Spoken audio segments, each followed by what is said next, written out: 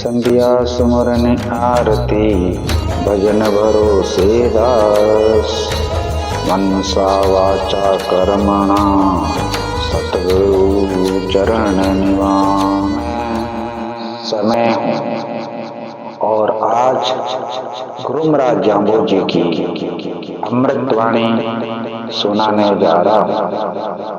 ये वाणी कोई गाथा नहीं, कथा नहीं, संगीत नहीं, ये है मानव व प्राणी मात्र के कल्याण की अमर वाणी एवं जामानी संस्कृति व सभ्यता की अमर कहानी। ये वाणी है गुरु महाराज जाम्बो जी के चरित्र की, ज्ञान व अज्ञान की, अंधेरे से उजाले की ओर ले जाने की, मानवता का पाठ पढ़ाने की। ये वाणी मेरे सिवाय कोई दूसरा सुना भी नहीं सकता, क्योंकि मैंने इस वाणी के इतिहास के पन्ना को गुजरते देखा।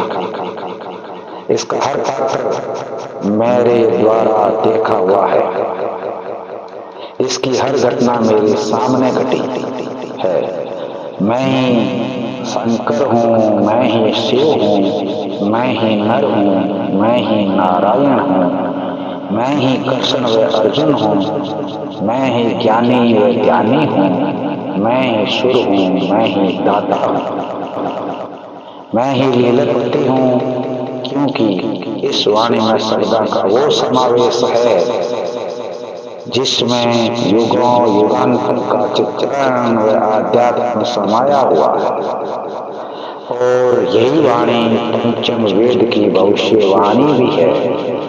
और जब तक मैं हूँ ये वाणी अगर अमर है और इसकी दिव्य ज्ञान ज्योति हमेशा जलती रहेगी। मेरा कोई अंत नहीं, मैं अनंत हूँ। जब तक मैं हूँ ये वाणी हर युग के सत्य व असत्य का बोध कराएगी और हर युग के सत्य को व वर्तमान के असत्य से जूझना पड़ता है। और मैं भी जूझ रहा हूँ सत्य सनातन के लिए।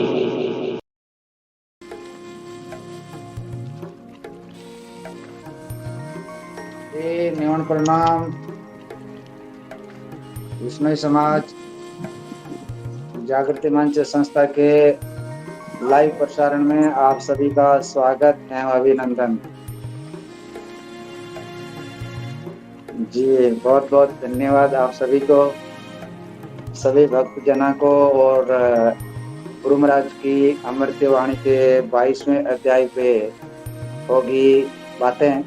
अगले 1 घंटे तक आप सभी जुड़े रहें और जाने गुरु महाराज की अमृत वाणी के 22वें अध्याय की मुख्य बातें और उनके सार को भी। उससे पहले आरती होगी, उसके बाद शब्द उच्चारण होगा और उसके बाद में हम बढ़ेंगे गुरु महाराज की अमृत वाणी के 22वें अध्याय के चिंतन एवं मंथन की ओर। तो उससे पहले आरती की प्रस्तुति होगी। जी मेरी आवाज विष्णु भगवान ने दी। आज आरती मैं करूं? जी सुनो। संध्या सुमरण आरती भजन भरोसे राहक मनसा वासा कर्मणा सतगुरु शरण निवास पीपा सर में परगटे दास कारण दे परमादिक पावे नहीं अद्भुत जाको बेवसी सधरणी दर करत हूँ नमस्कार सोबार इष्ट देव संत गुरु लीला हित अवतार जय बोले गुरु जम्बेश्वर भगवान की जय। आरती कीजिए श्री सबेदों की गुरुमुख सरत अमृत कीजिए विष्णु विष्णु तो बण रे प्राणी परग ते हुई जब दीणी वाणी बोल ते तब सारंग पाणी गुरुची नो गुरुची ने कही ये आरती श्री सब कीजे गुरुमुख निश्चय अमृत पीजे शब्द नहीं ये नौका भवतरण का मौका है मौका अनोखा है सब विधिवा शरण गई जे आरती श्रीश कीजे गुरुमुख निसरत यम रत पीजे पातक जलते ऐसे भारी सूखी घास पड़ी सिंगारी नित उठे पाठ करे नर नारी सकल कामना सिद्ध कीजे आरती श्री सबदों की जे गुरुमुख निसरत यमरत पीजे से शास्त्र अरुवेदन चारे सब का सार विचारे कोटि कोटि पढ़ उतरे पारे यदि कमल आसन दीजे आरती श्री सबदों कीजे गुरुमुख निसरत अमृत पीजे दुगत सिखावे मुक्त करावे दम्बदा सजो बाणी गावे वे बड़े बा जिस को पावे जिस पर गुरुदा ओ दीटे आरती श्री सबदों कीजे गुरुमुख निसरत अमर पीजे जय बोलिए गुरु जम्बेश्वर भगवान की जय। जय हो। बहुत बहुत धन्यवाद संगीता जी। सब आपका भी आभार आरती की प्रस्तुति देने के लिए। बहुत बहुत धन्यवाद जी। शमीना जी निमन प्रणाम। विष्णु भगवान ने गुरु महाराज ने आपको भी निमन प्रणाम। जी निमन विष्णु भगवान ने गुरु महाराज ने बहुत सुंदर एकदम प्रत्यक्ष लाइव इसे कहते हैं लाइव। इधर में सरला जी भी एकदम ये होती है शब्दवाणी के प्रति एक मान और सम्मान। मतलब शब्दवाणी को एक सम्मान देने की ये एक प्रक्रिया है। तो इस प्रकार से अगर कोई जुड़ता है तो वो देख लेना कि वो शब्दवाणी को एक सम्मान दे रहा है। तो इस प्रकार से हम सभी लोग आज 24वां दिन है शब्दवाणी संस्करण 4 शुरू किए हुए और 23वें दिन में 23वां दिन है और आज हम अध्याय है अपना जो 22 उस पे मंथन करेंगे। तो शब्द का उच्चारण किया जाए। जी बहुत बहुत धन्यवाद आपको। आज शब्द नंबर 22 गुरु जम्बेश्वर भगवान का। ओम श्री गुरुवे नमः। लोलो रे राजिंदर राज बाजे बावुआ आबे अमी जुरा कालर कर्षण कियो ने पे कछु ने कियो अय्या उत्तम केती को अमृत रायो को दाख दिखायो को ईख उपायो को नीबनी बोली को डाक ढकोड़ी को तूसण तुम्बण बेली को आक अकायो को कछु कबायो ताका मूल डाल को डालूं ताका पात को पातूं ताका फल बीज को बीजूं तो नीरे दोष पिसायो क्यों वे भागे उना क्यों क्रम भी हुना को चीड़ी चमेड़ी को उल्लू आयो ताके ज्ञानन ज्योति मोक्षैन मुक्ति याके कर्म ईसायो तो नीरे दोष किसायो। ओम विष्णु भगवान गुरु जमदेश्वर भगवान की जय हो। जय हो जय हो। और शब्द का उच्चारण से आते भाव तो ऐसे ही पता लग जाता है कि गुरु महाराज ने क्या संकेत किए। शब्द उच्चारण के साथ में आधा शब्द तो यूं समझ में आ जाता है। तो बहुत बहुत धन्यवाद सविना जी आपको, बहुत ही बढ़िया। और आपने शब्द का उच्चारण दिया। पप्पा राम जी है वो सीट छोड़ दी, चलो कोई बात नहीं है। अभी मेरे हिसाब से 2 सीट है वो खाली चल रही है, और एक वो विमला जी जो आए थे वो मुझे दिखाई नहीं दिए, क्या वो जुड़ गए हैं या नहीं जुड़ गए हैं। अगर नहीं जुड़े हुए हैं और आपने सीट वापस खींच ली है तो हमें जरूर बताएं, ताकि क्या है कि हमारा जो सिस्टम है वो 1 घंटे तक सही तरीके से काम कर सके। और आराम से हम हर रोज ये चर्चा करते हैं और इसी को वापस YouTube पर भी प्रचारित करते हैं। तो बहुत बहुत धन्यवाद जी सविना जी। शब्द का उच्चारण तो आपने कर ही दिया है, तो अब इसका भावार्थ भी कर दीजिए लगे आप। जी, जैसा मेरे को समझ में आया, जैसे गुरु महाराज की वाणी बहुत गहरी है, और जितना भी हम गुरु महाराज के ज्ञान को नज़दीक से समझने का प्रयास करते हैं, वैसे वैसे गुरु महाराज का ज्ञान और भी गहरा होता जाता है हमारे हृदय के भीतर, कि आखिर में गुरु महाराज की वाणी में हमें क्या शिक्षा मिलती है, क्या हमें प्रेरणा मिलती है, गुरु महाराज अपने को कहना क्या चाहते हैं, क्या समझा रहे हैं अपने को। ये सारी चीज़ें हैं जो अगर हम गुरु महाराज की वाणी को अगर आत्मसात करें और उस पर चलने का प्रयास करें तो बहुत कुछ। तभी कहते हैं आज भी इस शब्द में भी मोक्ष और मुक्ति की बात है। बहुत सारे शब्दों में आगे भी आया था मोक्ष और मुक्ति। तो ये मोक्ष और मुक्ति कैसे मिलती है, क्या चीज़ है, इसमें गुरु महाराज आज के जो शब्द नंबर 22 में आज अपने को बता रहे हैं। लो लो रे राजिंदर रायो बाजे बाव सुबायो आमे आभे हमें जुरायो। इस शब्द में गुरु महाराज अपने कर्म की बात कर रहे हैं। आज का शब्द है वो कर्म पर ही है, जैसे हम कर्म करेंगे वैसे ही अपने को फल मिलेगा।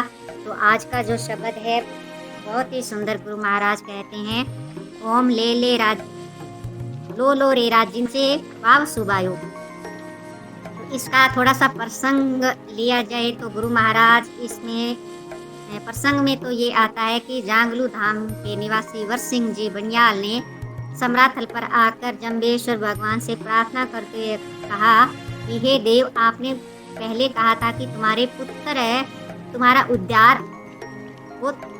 उद्धार करेगा, उनसे आपके उद्धार होगा। तो गुरु महाराज ने कहा कि मेरे पुत्र में लक्षण ऐसे नहीं है। गुरु महाराज वो मिट्टी के मर्ग बनाकर फिर उनको बाणों से मार रहा है। तो अगर ऐसा पुत्र होगा तो फिर वो आगे हमारा क्या उद्धार करेगा, क्योंकि वो तो अभी से शिकार सीख रहा है, मारना है उसकी तो वृत्ति मारने की है, वो क्या उद्धार करेगा।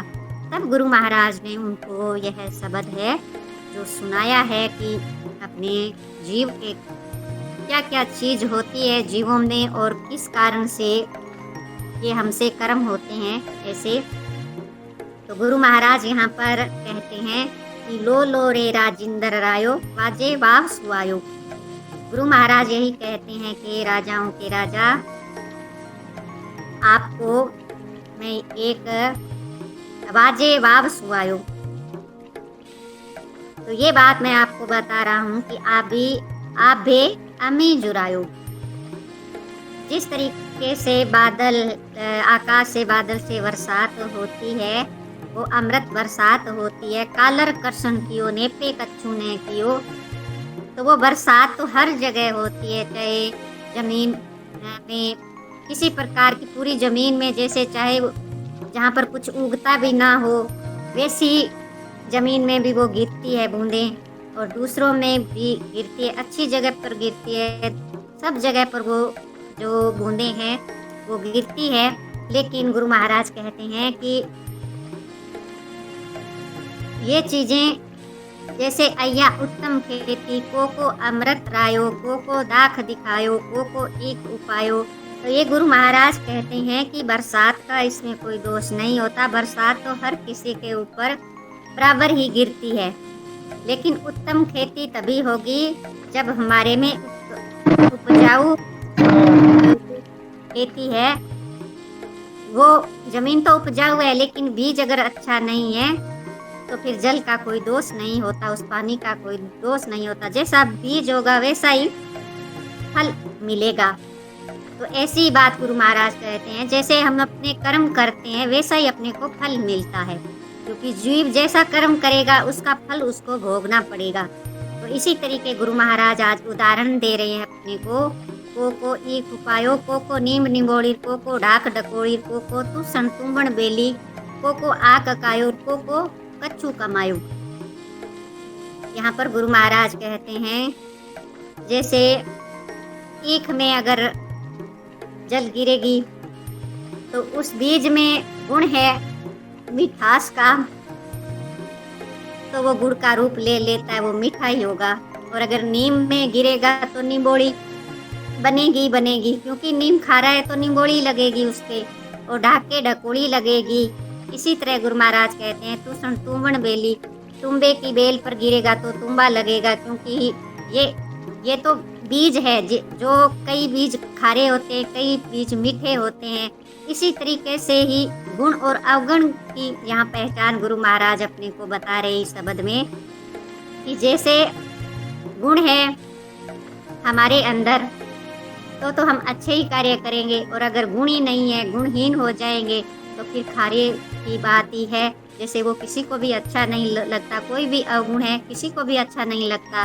तो इसी प्रकार गुरु महाराज कहते हैं कि आँख में भी अगर वो आँख के भी फूल और डोडिये निकलते हैं, आँख पर गिरेगा तो उसका भी वही असर होगा, क्योंकि उसके बीज में ही खारापन है तो वो मीठा कैसे हो जाएगा। तो और मीठी चीज़ है वो कभी खारी नहीं हो सकती, वो मिठास अपनी नहीं छोड़ता, और खारापन वो अपना खारापन नहीं छोड़ता। तो इसी तरीके से गुरु महाराज यहाँ पर बता रहे हैं सुजीव और कुजीव की बातें। जो सुजीव होगा उसमें तो मिठास ही होगा, क्योंकि उसमें तो गुण है, लेकिन जो अवगुणी होंगे, जो कुजीव है, उनका काम है अवगुण का, जो वो अपनी वर्ती नहीं छोड़ते, वो जैसे है वैसा कार्य अपना वो करते रहेंगे। तो गुरु महाराज कहते हैं ताका मूल कमूलूं डाल को डालूं, ताका पात को पातूं, ताका फल बीज को बीजूं, तो नीरे दोष की सायो। तो यहाँ पर यही बात गुरु महाराज कहना चाहते हैं, जैसे नीरे दोष की सायो। तो इसमें गुरु महाराज कहते हैं माता पिता का भी इसमें कोई दोष नहीं होता, क्योंकि जिस तरीके से ताका मूल कमूलूं, तो ये मूल और कमूल की भी बात है। इसमें गुरु महाराज कहते हैं कि जैसे अपने शरीर पर ये बात कह रहे हैं गुरु महाराज, कि जैसे जो बीज है वो तो जीव है, और जो जल है वो माता पिता की तरह उदाहरण सहित गुरु महाराज ने यहाँ पर अपने को बताया है, कि जैसे तुम्बा कड़वा होता है तो उसके में कड़वाहट तो उसके बीज में है। तो उसी तरीके से गुरु महाराज कहते हैं जल हर किसी में बराबर वैसा ही गिरता है, वैसी बूंदें गिरती है, लेकिन इसमें बीज जैसा हम कर्म करते हैं वैसा फल भोगते हैं, क्योंकि जीव का कर्म जैसा होगा उसका फल उसको वैसे ही मिलेगा। तो ऐसे गुरु महाराज यहाँ पर समझा रहे हैं, जिस तरीके से जैसा मूल का मतलब है अपने माता पिता, और का मूल है कि जैसा वो जीव है जिसका उसका कर्म है वो वैसा ही होगा। जैसे गुरु महाराज यहाँ पर कहते हैं कि डाल पत्ते फूल बीज, इसमें जल का कोई दोष नहीं होता, बीज का दोष है तो वो वैसा ही होगा। तो इसीलिए गुरु महाराज ने अपने को ये सारी चीजें हैं इस तरीके से समझाई, अपने शरीर के ऊपर ये बात की है, और उदाहरण सहित अपने को समझाने का प्रयास किया गुरु महाराज ने कि जैसा जीव अपना कर्म करके आता है वो अपने साथ ही वैसे ही गुण लेकर आता है और वैसा ही वो कार्य करता है। तो गुरु महाराज यहाँ पर यही कहते हैं कि क्यों क्यों भये भागे ऊना, क्यों क्यों कर्म न बिहुना, को चीड़ी चमेड़ी, को उल्लू आयो, ताके ज्ञान न ज्योति, मोक्ष न मुक्ति, या के कर्म निसायो तो मेरे दोष किसायो। तो यहाँ पर यही बात कहते हैं गुरु महाराज, क्यों क्यों भये भागे ऊना। तो जो कर्महीन इंसान होते हैं, जिनके कर्म अच्छे नहीं होते हैं, वो तो डर के मारे भागेंगे ही, क्यों क्यों कर्म बिहुना, क्योंकि उनके कर्म ही ऐसे है। जैसे को चीड़ी चमेड़ी, को उल्लू आयो, तो ये चिड़ी चमेड़ी उल्लू ये ज्ञान के कारण ही अपने को जैसा हम कर्म करते हैं वैसा ही हम भोगते हैं। तो यही चीज गुरु महाराज ने बताई कि उल्लू चिड़ी चमेड़ी उनमें ज्ञान की ज्योति होती तो यह चीज उनको नहीं मिलती, और ज्ञान के बिना अपने को कोई मोक्ष और मुक्ति नहीं है, क्योंकि मोक्ष का मतलब ही मोह से क्षय करना, और मुक्ति भी अपने आप में ही होती है। अगर अपने को ज्ञान हो जाए, कोई हमें समझाने वाला भी मिल जाए, जैसे इस संस्था से भी हम इतना अच्छा ज्ञान प्राप्त कर रहे हैं, अपने स्वरूप का ज्ञान हमें इसी संस्था से मिला, ऐसा ज्ञान भी हमें कभी और कहीं मिला ही नहीं। इतने समय से, जन्म से लेकर आज तक किसी ने भी ऐसा ज्ञान, ऐसी आत्म स्वरूप की बातें नहीं सुनी होगी, क्योंकि ये मोक्ष और मुक्ति अपने हृदय के भीतर ही है। जिसको ज्ञान की प्राप्ति हो जाती है उसको तो अपने आप में ही मोक्ष है, अपने आप में ही मुक्ति है। तो गुरु महाराज कहते हैं, या के कर्म ईसायो तो नीरे दोष किसायो। तो जैसा हम कर्म करते हैं वैसा ही अपने को भोगना पड़ेगा। इसमें हम किसी और को दोष दें, चाहे माता पिता हो, चाहे किसी को भी हम दोष दें, तो ये हमारे अपने कर्म होते हैं जो हमें भोगने पड़ते हैं। यही मुझे समझ आया आज के शब्द में। बोलो गुरु जम्बेश्वर भगवान की जय। जय हो, बहुत बहुत धन्यवाद। नीचे ईश्वर सिंह जी लिख रहे थे, हे जैसा करोगे वैसा ही भरोगे, जैसा बोओगे वैसा ही काटेगा, पेड़ बबूल का लगाया है तो आम कहाँ से होएगा। बिल्कुल सही बात है, एकदम यही गुरु महाराज कह रहे हैं। बस इस शब्द का यही सार है, मुख्य रूप से यही है कि जैसा हम बोएंगे वैसा ही हम काटेंगे। परमात्मा तो वो जो नीर बरसता है, अमृत बरसता है, वो तो सबके लिए सम्मान है।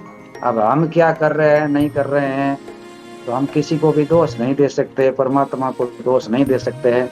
जैसी करनी वैसी भरनी, यही गुरु महाराज का संदेश है। और कई सदस्यों को बार बार बोला गया है कि इस संस्था में अगर आपको, इस प्रसारण में आपको जुड़े रहना है और आप चाहते हो कि इसमें संस्था का जो प्रसारण चल रहा है शब्दवाणी का, मैं इसका साक्षी बनूं, तो जो संस्था गाइडलाइन जारी की हुई है उस गाइडलाइन को फॉलो करना ही पड़ेगा। अपनी प्रोफाइल, सर्वप्रथम पहला नियम है कि आप अपनी प्रोफाइल को, अपना स्वयं का फोटो एकदम सही तरीके से, और आपका अपना नाम, किसी भी प्रकार की कोई भी ब्रॉडकास्टिंग नहीं करें। अगर आप बार बार इन चीज़ों का उल्लंघन करते हो तो फिर ये गुरु महाराज वाली वही सेम बात बनेगी। फिर संस्था पर किसी प्रकार का दोष आरोपण नहीं करें। हो सकता है कि आप वंचित हो जाएंगे पूरी तरीके से, क्योंकि संस्था बारीक से बारीक चीज पर भी नियंत्रण रखती है और हर चीज को नियमों पर खासकर विशेष ध्यान रखा जाता है।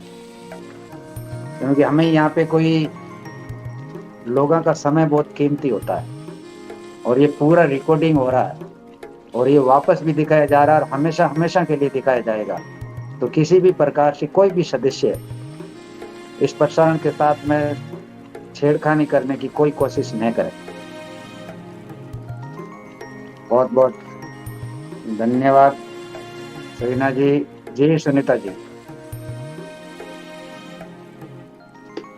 मंच से जुड़े हुए सभी भक्तजनों को मेरा निवंदन प्रणाम। जी विष्णु भगवान गुरु महाराज ने जी। चाहे कोई भी परिस्थिति हो, माता पिता का सम्मान करे। औलाद के खातिर फिरता है इंसान मरा मरा, उसे वक्त भला क्या मारे जिसको औलाद ने मारा। बच्चों की खुशियों के लिए रातों की नींद गवाई माँ ने, और उसने उनकी खुशियों को जीते जी ही चिता जलाई। माता पिता बच्चों को चाहता है जान से प्यारा, खुद सोती है माँ गिल्ले में और सूखे में बच्चों को सुलाती है। खाती है बाद में, पहले बच्चे को खिलाती है। तेरे लिए हर चौखट पर जाकर शीश झुकाती है। अब बोझ समझकर पाना चाहती हो छुटकारा, हर घड़ी तेरे जीवन को सिंचा, तेरे जीवन को संवारा। तेरी एक हंसी के लिए सब कुछ लौटाया, दुख दे के माता पिता को कोई सुख नहीं पाया। माता पिता के चरणों में जग सारा है सुख। माता पिता की सेवा करोगे तो आपका जीवन बन जाएगा उजियारा। तेरी औलाद तेरे संग भी यही बर्ताव करेगी तो उस दिन पछताओला। इस शब्द के द्वारा जम्बेश्वर जी ने मानव स्वर्ग सुख भोग लेने के लिए वापिस मृत्यु लोक में आता है तो वापिस आगमन तरीका प्रथम बतलाया। वर्षा का आना या न आना सुवायु पर ही निर्भर करता है। वर्षा हुआ जल वापिस सूर्य किरणें द्वारा उड़कर बादल बन जाता है। उसी जल में सूक्ष्म जीव जल के साथ विचरण करता है। वे ही जल की बूंदे उत्तम उपजाऊ तैयार खेती पर पड़ती है तो बीज निपट जाता है। जल का दोष नहीं है, जैसा बीज होगा वैसा ही फल होगा। माता पिता का दावा केवल शरीर तक ही सीमित है। जीव अपने पूर्व जन्मों के संस्कार साथ लेकर जन्मता है। सुपुत्र या कुपुत्र का जन्म हो माता पिता के बस की बात नहीं है। उनका मूल ही कमूल है, बीज रूप ही जिनका कड़वाहट से भरा हो वैसा ही फल होगा। स्वयं जीव ही दुष्ट तक से परिपूर्ण है, उनका शरीर कार्य वैसा ही होगा। जिसके माता पिता का क्या दोष है।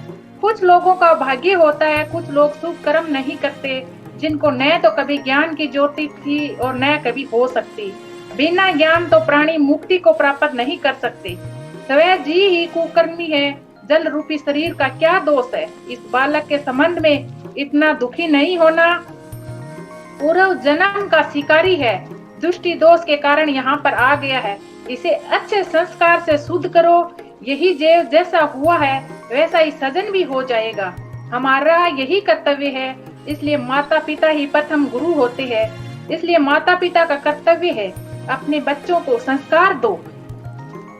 जिस मनुष्य की जड़ मजबूत है संस्कारों की, धर्म की, संस्कृति की, अच्छाइयों की और सत्य की, मानवता की, बच्चा परिवार से अलग होकर आजाद तो हो जाएगा, आजादी तो मिल जाएगी, लेकिन संस्कार नहीं मिलेंगे। बच्चे जब तक परिवार से जुड़ा है तब तक सही सलामत है। बुढ़ापे में आपको रोटी आपकी औलाद नहीं देगी, आपके दिए गए संस्कार ही खिलाएंगे। मेहनत पिताजी से सीखी है और संस्कार माँ से, बाकी सब दुनिया सिखा देगी। बोलो विष्णु भगवान की जय। जय हो। दुनिया बहुत कुछ सिखा देती है। बहुत बहुत धन्यवाद सुनीता जी आपने। और कौन गुरु होते हैं, क्या सिखाते हैं, और सबसे बड़ी चीज है कि दुनिया सब सिखा देती है। तो इस दुनिया अच्छा भी सिखाती है, बुरा भी सिखाती है। अब हमको सीखना क्या है, ये हमारे खुद के पर निर्भर करता है, अपने आप के आपे पर निर्भर करता है कि हम क्या सीखना चाहते हैं, कैसे सीखना चाहते हैं। बाकी ये दुनिया सबको मौका देती है सीखने के लिए। तो बहुत बहुत धन्यवाद सुनीता जी आपको। जी बोब सिंह जी, स्वागत है जी। हाँ जी, सर्वप्रथम प्रणाम। विष्णु भगवान गुरु महाराज ने जी। आपको गुरु महाराज को बहुत बहुत धन्यवाद। ये गुरु महाराज का शब्द है, कार्यकारी सिद्धांत पर निर्भर है। कार्यकारी सिद्धांत को प्रतिपादित किया नियम पे, जैसा कारण हो वैसी क्रिया होगी। उस जैसी क्रिया करोगे तो उसकी जैसा कारण होगा, वैसी क्रिया होगी और उसका फल उसके अनुसार ही आपको प्राप्त होगा। ये इसके सिद्धांत को इसमें यहाँ बताया गया है। तो इसमें कहते हैं लो लो रे राजेंद्र रायो बाजे भाव सुहायो, अब जरायो कालर कर्षण कियो तो नेपे कछु ने कियो। कि जब वो परमात्मा की कृपा होती है तो बादल बरसात करते हैं। लो लो रे राजेंद्र रायो का मतलब तो मनुष्य को राजाओं का राजा कहा। वैसे तो तू सब कुछ कर सकता है, तेरे हाथ में है ये करना, तेरा कर्म जो है तो उसको में से तो संबोधन है ये, लो लो रे राजेंद्र आयो, के बाजे बाव सुआयो, अच्छी हवा चलती है, वायु बाज मतलब अच्छ बाजे बाजना मतलब चलती है, बाजे बाव सुआयो, अच्छी हवा चलती है, अब से अमियां बरसती है, बरसात होती है, अमृत रूपी वर्षा होती है। तो उसमें अगर वो उतनी वर्षा होने के बाद, अमृत रूपी वर्षा होने के बाद में भी आप अगर कालर भूमि पर, ऋण वाली जमीन पर खेती करते हो तो कुछ भी पैदावार हो नहीं सकती। कहने का भाव उनका यही है कि वहां आपको कुछ भी पैदा नहीं मिलेगी, इतनी अच्छी बरसात हुई है कि पे कछु न कियो, तो वहां कुछ भी निपटेगा नहीं, कुछ भी पैदा नहीं होगा, उस व्यर्थ की वो क्रिया। अय्या उत्तम खेती, और वही बरसात जब अच्छी उपजाऊ भूमि पर पड़ती है वहां होती है तो क्या होगा, कोको अमृत, अमृत रूपी फल मेवा पैदा होंगे। कहते कोको अमृत रायो, कोको दाग दिखायो, कोको ईख पायो, कहीं तो दाग पैदा होगी, अंगूर पैदा होंगे तो कहीं ईख पैदा होती है। उसी भूमि का फर्क है। कोको निम्न बोली, कहीं नीम पैदा होते हैं, कोई ढाक ढकोड़ी, कोई ढाक ढकोड़ी पर बरसात तो हुई है, परंतु वो जैसे जैसे उनके बीज जमीन पर पड़े हैं वैसे वैसे ही हो जाएंगे। को तू संतुमण बेली, वो तुम्बे की बेलों पर पड़ते हैं तो तुम्बे पैदा हो जाते हैं। को आख खायो, कहीं कहीं वो आख बिना उगाए ही उगता है। अकायो मतलब लगाया जाता, लगाया नहीं जाता। वो आख अकायो मतलब वो बिना लगाए लगते हैं, उनको हवा तो उसके बीज ऐसे होते हैं, वो उड़ते रहते हैं, वो कहीं भी अपना जन्म ले लेते हैं। कोई ऐसे भी वो बीज है। कहने का भाव कुछ ऐसे लोग हैं इस दुनिया में जो व्यर्थ गाई वो करते रहते हैं, उनको वैसे ही होते हैं, वो कोई उनका वो कोई खास महत्व नहीं होता। तो सारे कहने का भाव क्या गुरु महाराज का ये है कि आपको मनुष्य योनि मिली है, घोड़े भाग बड़े भाग मानुष तन पावा, सुर दुर्लभ जिन ग्रंथ न गावा। बड़े भागों वाली योनि है ये मनुष्य, भगवान ने दी आपको, बड़ी कृपा करी है आप पर। परंतु आप अगर अपने जीवन में कर्म अच्छे नहीं करोगे तो उसमें कर्म अच्छे करके फिर आपको भूमि अच्छी मिली है, मतलब अच्छा घर परिवार मिले है, विष्णु जाति के अंदर आपका जन्म हुआ है। विष्णु तो मैं कह रहा हूँ तो उन्होंने तो क्या कहा होगा, परंतु भाई उनके उस घर में भी लेकर आप अगर आपको सब कर्म अगर आपके ठीक नहीं है तो अच्छी बात नहीं है। तो कुछ सब कुछ पाके भी आप अनर्थ करते हो, अच्छे कर्म नहीं करते, संस्कार अच्छे नहीं लेते अपने परिवार से और से, सब कुछ होते हुए भी, तो आपका दुर्भाग्य है ये। कोको निम कोको ढाक ढकोली को तुम कोको आक कायो कोको का सुकुम है, ताका मूल कुमुलू, ताका डाल कुडालू। कुछ ऐसे पौधे बीज ऐसे पौधे होते हैं जिनका ताका मूल डाली पत्ते सब कुछ खारे होते हैं, वो उन पर भी पानी बरसता है तो वो भी ऐसे उग जाते हैं। ताका फल बीज कुबीज, उनका फल और बीज सारे कुबीज ही होते हैं। तो नीरे दोष के साथ, इसमें पानी का दोष नहीं है, सिर्फ कर्मों का दोष है, कारण का दोष है। इसमें जैसा कारण होगी वैसी क्रिया होगी और फल उसके अनुसार ही मिलेगा। को नीरे दोष के साथ क्यों भागे ऊणा, ऊणा का मतलब है व्यर्थ, ऊणा है ना, कहते ऊणो तोल है, कम तोल है, या ऊणा मतलब जो पूरा का पूरा ना उसे कम जो होता है। तो क्यों भागे ऊणा मतलब तुम व्यर्थ में, कई लोग व्यर्थ में भटकते रहते हैं, उनको अपने उद्देश्य का पता नहीं, ना लक्ष्य का उनको पता, वैसे ही वैसे डंगर पशुओं की तरह फिरते हैं। कहते हैं क्यों भागे ऊणा, क्यों कर्म ऊणा, फिर उल्टे काम करते हैं वो। अच्छे बात कर्म तो जानते नहीं, अच्छे कर्म तो उनको संस्कार ही नहीं पड़े, उसका क्रिया ही उसको कारण ही ऐसा नहीं है। तो क्यों भागे ऊणा, क्यों कर्म भी ऊणा, तो उल्टे कर्म करते हैं।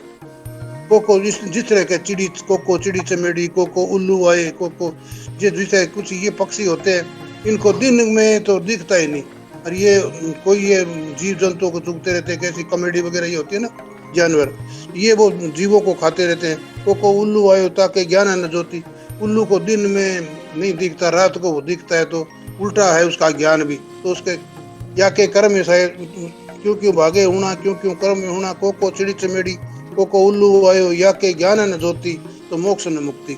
जिसके ज्ञान रूपी ज्योति जिसके अंदर नहीं जलती, अपने आप को जानने की, अपने स्वरूप को पहचानने की, उल्लू का उदाहरण देके कहते हैं। तो ऐसे लोगों को फिर मुक्ति कहाँ हो सकती है? मुक्ति तो जब ही हो सकती है ना वो बंधनों से छूटे, वो तो बंधन में बंधे हुए रहते हैं हरदम 24 घंटा।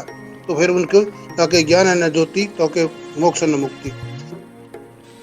या तो यज्ञ के कर्म ऐसा है तो नीरे दोष के सही, जिसका कारण जैसा है वैसा ही है। इसमें कोई प्राणी का दोष नहीं, ना कोई उसका जीवन का दोष, ना मनुष्य जाति या इस धर्म में पैदा होने का कोई दोष, सिर्फ संस्कार और कर्मों का दोष है, या उसके कारण खोटे हैं तो कारण खोटा, तो जिसका उल्टा ही काम होगा। कहने का भाव ये है गुरु महाराज का। तो इससे अब कहने का भाव तो है कि अपने जीवन पर ढाल के उन्होंने कहा जैसे आप कर्म करोगे वैसा ही आपको फल मिलना है। तो इसलिए इस सिद्धांत की व्याख्या की गई। धन्यवाद। जी बहुत बहुत धन्यवाद गौर सिंह जी आपको। अब कई सदस्य नीचे में पूछ रहे हैं कि ढाक ढकोली किसे कहते हैं। ये तो पौधे का उनका नाम बता रहे हैं। चलो आप ये तो तुलना की पौधे का। ढाक ढकोली वैसे जो पौधा ढाक मेरा देखे हो तो नहीं है, ढाक कैसा होगा, पर मेरे ख्याल थोर थार है उसको कहते होंगे। तो थोर का पौधा होता है ना कंटो वाला, वो वैसे ही होते हैं। वो उग जाते हैं तो वो कांटेदार ही होता है, उसका ढकोली सी लगती है। मेरे ख्याल तो थोर को कहते हैं। बाकी मेरा इतना उसमें तो है नहीं ज्यादा। धन्यवाद। ऐसे थोर को तो नहीं कह सकते हैं, मगर हम मानने वाले यही मान रहे हैं। इसमें ज्यादातर टीका में यही चीजें आ रही है सामने। मगर इसको अगर हम थोड़ी सी और सरसरी नजरों से देखें और थोड़े और बुद्धि लगाए, तेज बुद्धि लगाए, तो इसमें यानी कोको नीम निमोली, कोको ढाक ढकोली, ये जो ढकोली होती है, मतलब ढकोली का मतलब ये थोड़ा होता है कि भाई डोके ढकोली होती है ना, कोई कहे ना भाई ढकोली, मतलब जो पेड़े के जो वो ढाक होता है, ढाक पौधा, ढाक के ढकोलियां लगती है, वो तो पौधा तो है ही है, इसमें तो कोई शक नहीं है। परंतु ये तो तुलना की गई यार, फिर कवि की ऐसी वो इडियोलॉजी जिसमें कहते हैं वो चुटकुला टाइप, चुटकुला नहीं कहते, वो मुहावरा टाइप होते हैं शब्द कुछ, वो उसमें ऐसे जोड़ के बोले जाते हैं, उनको तुलना मतमक बोलते हैं। सही। धन्यवाद। वो जो डकोली होती है ना, उसकी जो मतलब ढाक की जो डकोली होती है ना, वो कुछ भी काम की नहीं होती है। उसके कुछ भी वो उससे कुछ मिलने वाला नहीं। वो भी उस पानी से, परमात्मा की जब कृपा होती है, वर्षा होती है, उस पानी से उसको तो उसके हिसाब से ही जो है उसमें फूल आएंगे, चाहे और कुछ भी आएगा, चाहे वो किसी के लिए काम की है चाहे नहीं है, मगर वो अपना रंग तो दिखाती है। यही उदाहरण है इसमें कृष्ण तुमन वेली। चलो हम इसको बाद में करेंगे। चलो इसको शब्द को डिक्शनरी में देख के बता देंगे ढाक को कौन सा। मेरे ख्याल थोर को ही कहते हैं। इसमें कांटे होते हैं, फूल अच्छे होते हैं, बड़े फूल सोने लगते हैं उसके, परंतु लगती उसके ढकोली है। ढाक के 3 पात जो उसके 3 पत्ते आते हैं। जी जी सही राम जी, बात कहते भी जी सही राम जी।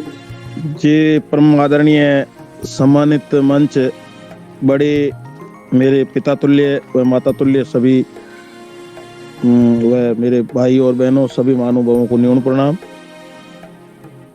विष्णु भगवान गुरु महाराज ने। आवाज आ रही है? जोरदार आवे समुद्र तो नीरे दोष किसायो। गुरु महाराज मेरे हम थोड़ा मैं वो समझने की कोशिश की है, तो मैंने वो समझ में आयो है कि गुरु भगवान ये कहते हैं कि नीर को दोष मत देना, पूर्ण परमात्मा को दोष मत देना। मनुष्य 2 प्रकार के कर्म करते हैं। एक तो बहुत ही अच्छी उपजाऊ जमीन के अंदर वो बीज डालते हैं, मतलब अपने हाथों से सुकृत कार्य करते हैं, और एक अपने बुरे कर्म करते हैं।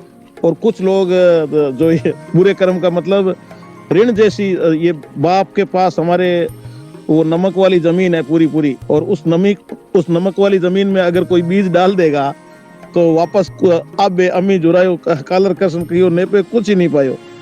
अय्या उत्तम कहते हैं तो इंग में ही मिले लो, किसी को कुछ नहीं मिलेगा। गुरु महाराज ये कहते हैं कि गुणवान खेती करें।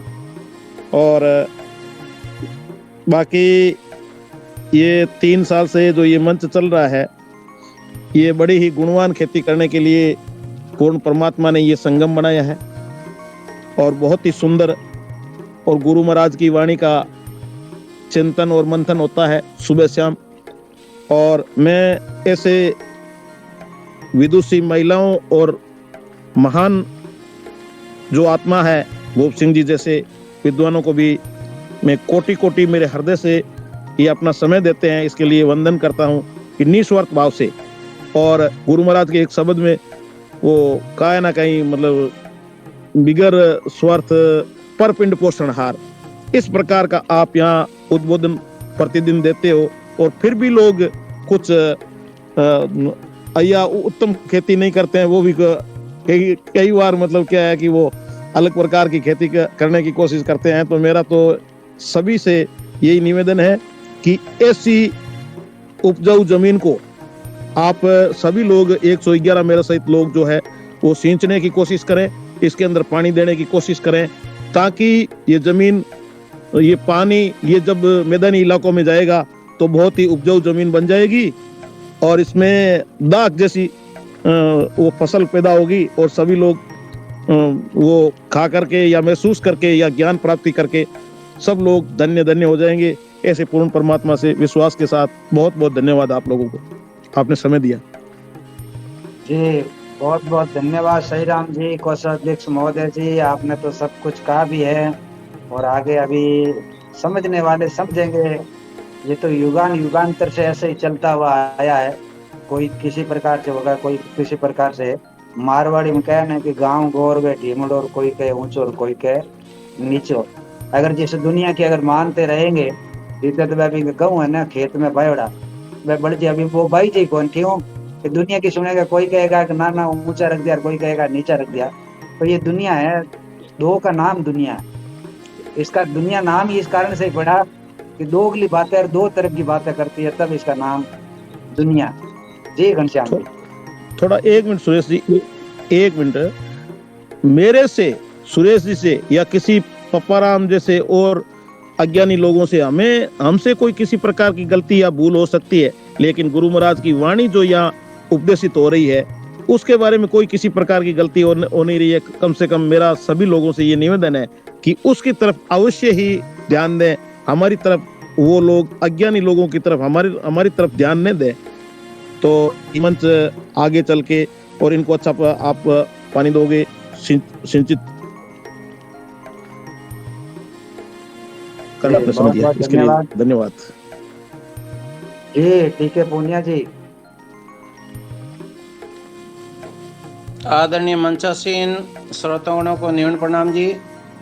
जी विष्णु भगवान गुरु महाराज जी जी हुक्म। मैं तो ये कितना बात बोलना चाह रहा था, ये शब्द ये दंत कथा है या हकीकत है? सुना है कि ये शब्द बरसिंगा जी बेनीवाल थे जो जांगलू के, वो जम्बेश्वर भगवान के परम भगत थे। उन्होंने जम्बेश्वर भगवान ने उन्होंने कहा कि भाई आपका 7 पीढ़ी का उद्धार होगा। फिर वो वचन पाने के बाद में वरसिंगे जी के घर में ही वो बच्चा उत्पन्न हुआ था। होने के बाद में वो मिट्टी के बोले तो हिरण बना के उनको ही तीर मारता था। तभी वरसिंगे के पत्नी धर्मपत्नी ने बोला भाई ये क्या हुआ, भगवान ने तो 7 पीढ़ी तारने के लिए अपन को वरदान दिया है और अपने घर में ही ऐसा पुत्र कैसा उत्पन्न हुआ है। सही है। तभी उन्होंने आचार्य स्वामी जी जो पूछा भाई कि ये आपका दृष्टि दोष है। तो कोई बोला दृष्टि दोष तो गायों का कोई लेके जा रहे थे तो उनको गांव के पूरे इकट्ठे हुए। तभी मैं भी एक भील नाम के आदमी थोड़ी जो अपन पहले भील थे अभी अपने जात में थोड़ी है उनको भी बोलते हैं, तो उनको थोड़ी जात का एक आदमी का दृष्टि गई थी, वो दृष्टि दोष से गया हुआ। तभी जम्बेश्वर भगवान ने बोला कि ये बात सत्य है और दृष्टि दोष और पातक निसंदेश होता है, ये हमेशा दृष्टि दोष लग जाती है। और मैं तो आपको इतना ही बोलना चाहता हूँ। धन्यवाद साहब। इसमें 2 बात हो गई ना टीके साहब। एक तो पहले से वरदान मिल गया तो तुम्हारी 7 पीढ़ी ऐसे हो जाएगा वैसे हो जाएगा, और उसी समय में ये वापस बात आ जाती है। तो फिर अब सही किसको माने? जो गुरु महाराज का वचन दिया हुआ उसको सही माने, ये फिर ये जो कथा बनी उसको सही माने? किसको सही माने? ये तो भ्रम पैदा करने वाली बात है। कि भ्रम इस प्रकार से हो जाता है कि एक तरफ तो कहते हैं कि गुरु महाराज ने उनको ये वरदान दे दिया और दूसरी तरफ उनका ही औलाद बिगड़ गई। और जब वही वापस उसी गुरु महाराज के पास में जिससे वरदान प्राप्त करते हैं वही पर्सन वापस वरदान प्राप्त करते हैं, उनके पास में वापस शिकायत जाती है। अब दुनिया है कुछ भी बना सकती है, मगर इसको आध्यात्मिक दृष्टि से समझे तो ये जो उदाहरण सहित बात बताई गई है तो इसमें उस परमात्मा का किसी प्रकार का कोई दोष नहीं होता, क्योंकि गुरु महाराज ने शब्दवाणी में और भी कहा है कि जीवतड़े को रिजकन मेटू मुआ परत सारू।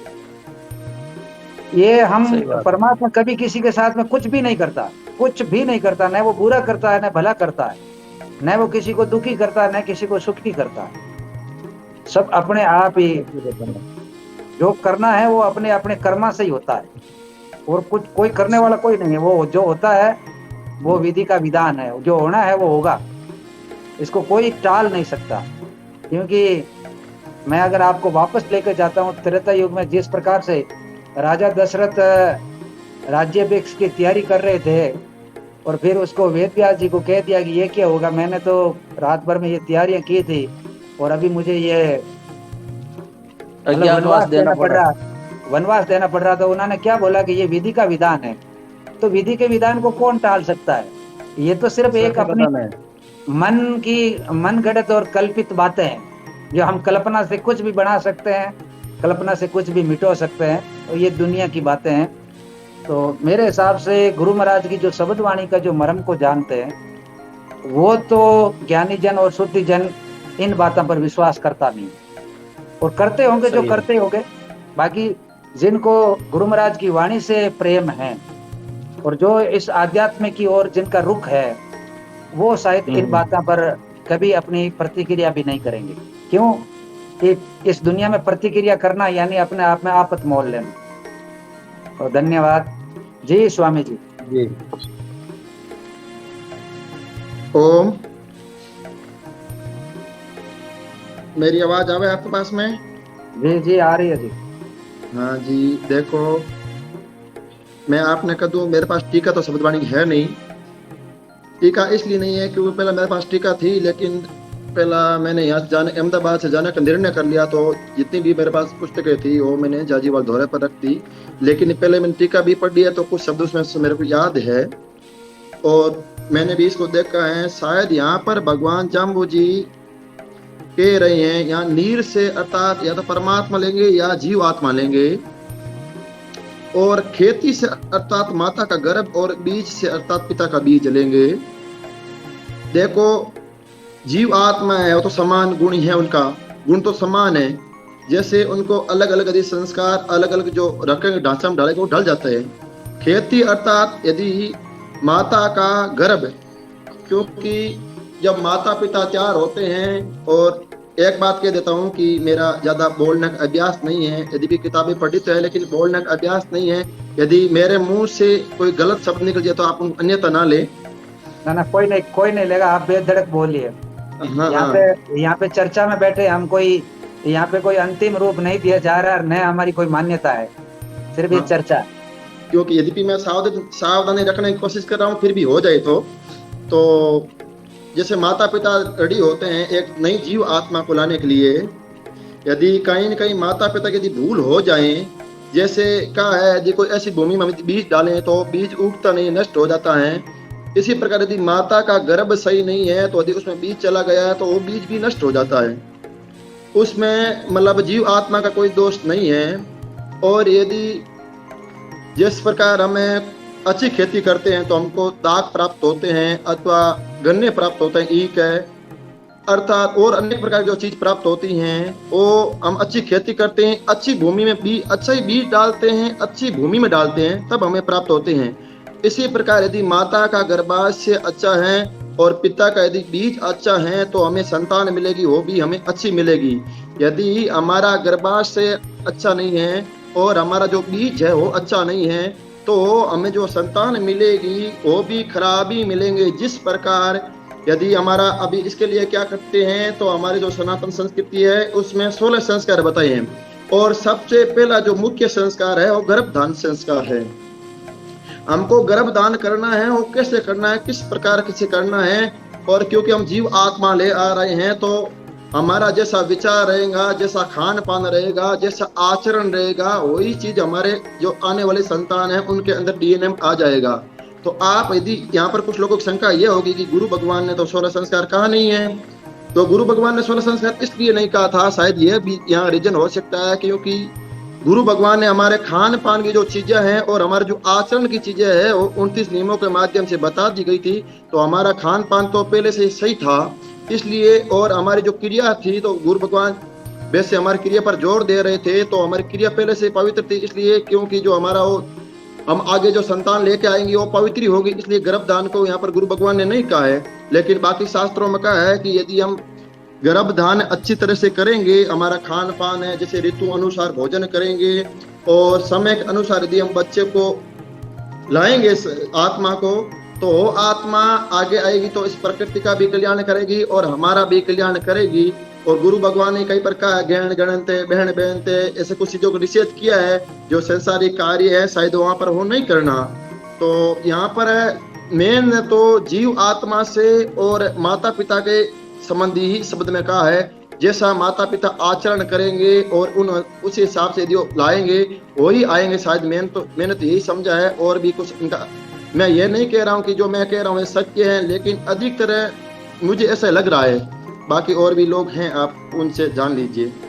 जी बहुत बहुत धन्यवाद। भगवान राम जी, मैंने आपकी सीट रिक्वेस्ट ली, आप दिखाई नहीं दे रहे हो। हाँ जी, आप दिखाई दिए। भगवान राम जी बोलिए, 2 मिनट आपके लिए।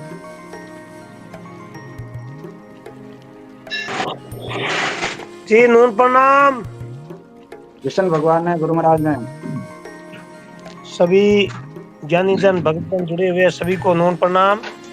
और अभी इस शब्द के माँ तो जो बहुत है, भूप सिंह ने बताया निर्दोष नीर का क्या दोष है, बहुत बहुत अच्छी बात बता रहे हैं और ज्ञानी जन बता रहे हैं। आप तो 3-4 बार सुनी है और ढाक ढकोली की बात सब मिलकर गए में। तो इसमें यही है कि भाई दोष है। अभी वो तो आप पहला बता रहे थे ना, वो प्रश्न बिनियाल वाला, ये तो प्रश्न है, उदाहरण देकर के गुरु महाराज ने बताया है। ये दोस्त तो देखो दृष्टि का दोस्त तो भी लगता है, ये बात नहीं लगता, ऐसा नहीं है। आप कहता कि भाई थारो के औलाद थारा माँ बाप के एड़ा थोड़ा ही होता, तो इसमें बात तो है, मेरी समझ की बात तो ये है। और सुनते ही हैं, बहुत बहुत मैं इतना ही दूंगा।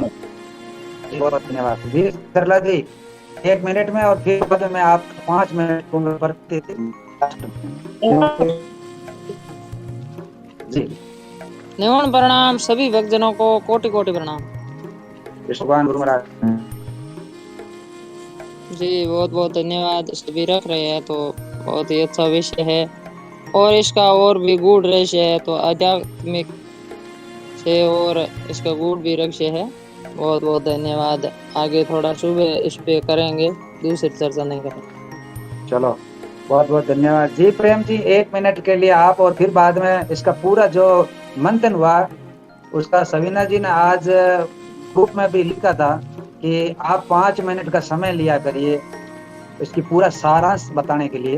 तो मैं सभी का सारांश जो मैंने सुना है अभी, मतलब आधा पौन घंटे में, उसका मेरे हिसाब से जो भी है उसका सार रूप में मैं जरूर आज से ये जो डिमांड की गई है तो मैं उसकी पालना भी करूंगा। जी प्रेम जी।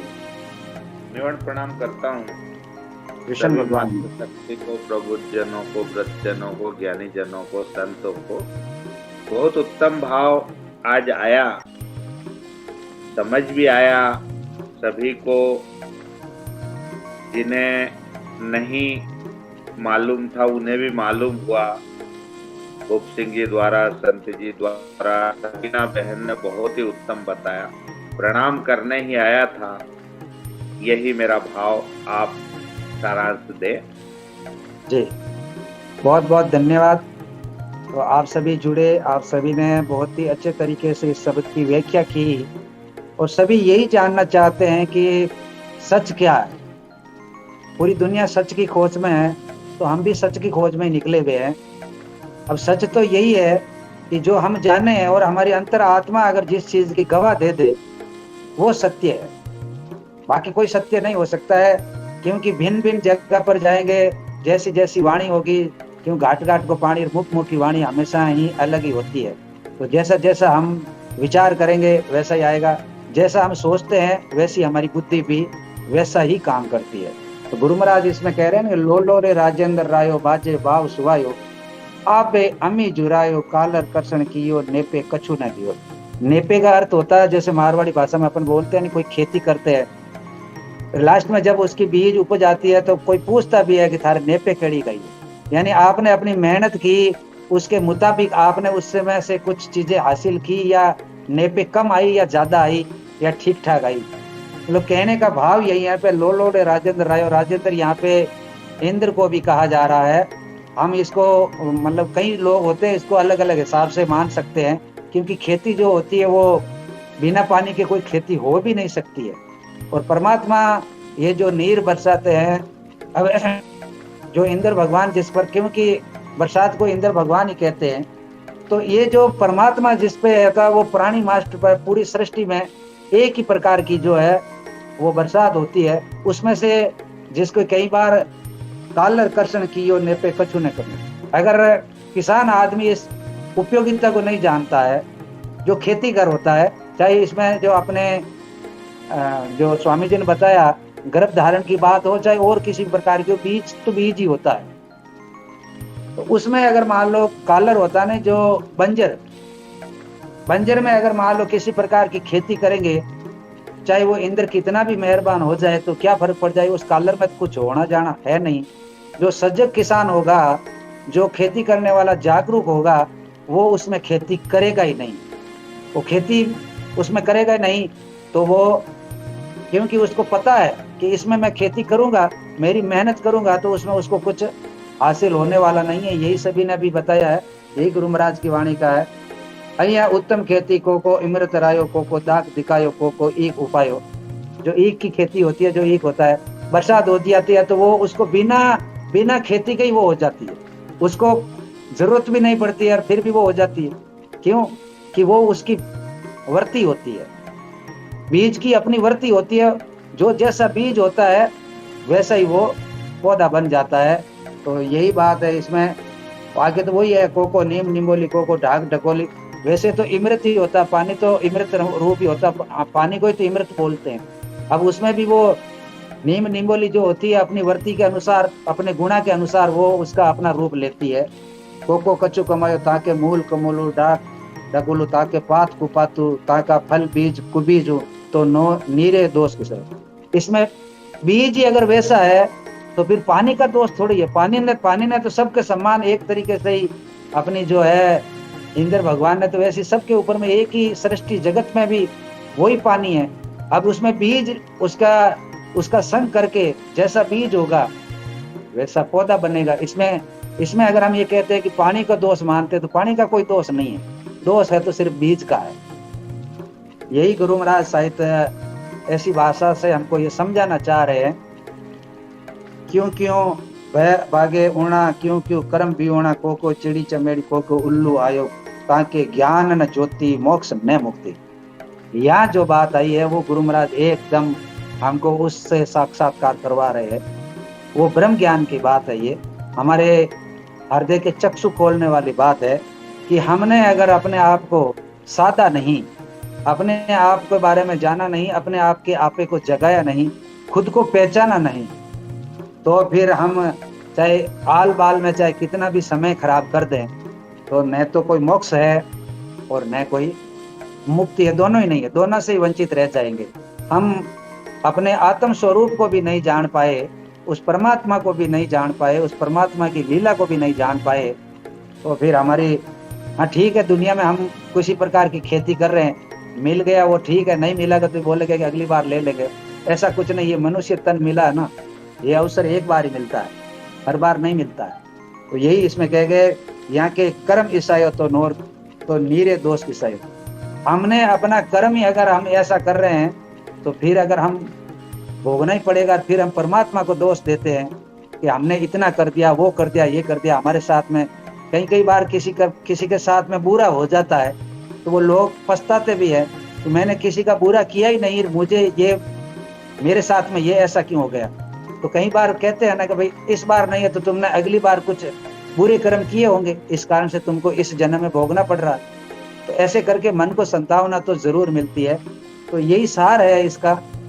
तो बाकी तो और बहुत सारी बातें हैं जो आध्यात्मिक की है वो होती रहती है, मगर इस शब्द का जो सार रूप में और आप सभी ने मंथन के द्वारा जो आज सामने आया है वो इस प्रकार से ही है। तो ज्यादा तो बातें बहुत है, मानने वाला के लिए कम में भी माना जा सकता है, और नहीं मानने वाले तो चाहे भले कितना भी साक्षात परमात्मा खुद आकर भी बोल देना तो भी लोग बोलेंगे ना ना वो तो कोई जाम्बो जी और भी थे और आप लोग ये बातें कर रहे हैं, वो बातें हो रही है। क्योंकि अर्थ के अनर्थ भी होते हैं और एक शब्द के कई सारे पर्यायवाची शब्द भी होते हैं, विलोम शब्द भी होते हैं। तो कैसे भी हम करके हम अपने तरीके से उसको सत्य मान सकते हैं। तो इसमें ज्यादा कुछ वैसे कोई गुंजाइश है भी नहीं, माने जैसा भी है किसी भी प्रकार से मान लीजिए कि उसके देखने से ये दृष्टांत पड़ गया, ऐसा कुछ हो गया, ऐसा कुछ भी नहीं है। जो बीज पड़ गया गलत तो फिर खेती वैसी होगी, फिर उसको सुधारा नहीं जा सकता है, वो तो फिर दोष नहीं देना चाहिए। तो मेरा कहने का भाव यही है। तो कल करेंगे हम गुरु महाराज की अमृत वाणी का 23वें अध्याय पे, सालिया हुआ मरण भय भागा, गाफिल मरना घना डरे, सतगुरु मिलियो संत पंत बतायो, भ्रांति चुकाई मरना बहु उपकार करे। बहुत ही सुंदर सुंदर गुरु महाराज की वाणी के अध्याय आ रहे हैं, क्योंकि गुरु महाराज की शब्द वाणी के 120 अध्याय जो प्रचलित है, हम उनकी ही व्याख्या कर रहे हैं, उनके ऊपर में भी आत्म चिंतन और मंथन कर रहे हैं, उसका ही अध्ययन कर रहे हैं। तो आप सभी जुड़े, ठीक 8 बजे समय का विशेष ध्यान रखते हुए आप सभी जुड़े और आनंद उठाएं गुरु महाराज की अमृत वाणी का। धन्यवाद। तो मिलेंगे कल ठीक बजे। मैं आपका सेवक सुरेश कुमार लेता हूं आप सभी से इजाजत। कल 8 बजे फिर मैं आपकी सेवा में उपस्थित रहूंगा। तब तक के लिए शुभ रात्रि, धन्यवाद। जय जम्बेश्वर, विशन विशन विशन।